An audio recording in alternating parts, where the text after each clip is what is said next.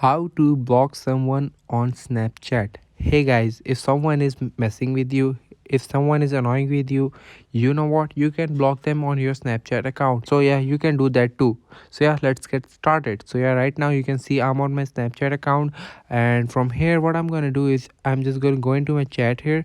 So you can see I have a chat on the top. So what I'm gonna do is, if this guy is messing with me, or I'm annoyed with this guy, or maybe he sends a lot of streaks and I don't want to see him, okay, in my Snapchat chat. So what I'm gonna do is I'm just gonna click on his profile here. From here you can see there are three dots on the top. So what I'm gonna do is just click on those three dots, and from here you can see some of the settings. So you can see that there's option named as manage friendship. From here what I'm gonna do is I'm just gonna click here, and you can see he's giving me these options: report him, block him, remove friend, or edit name.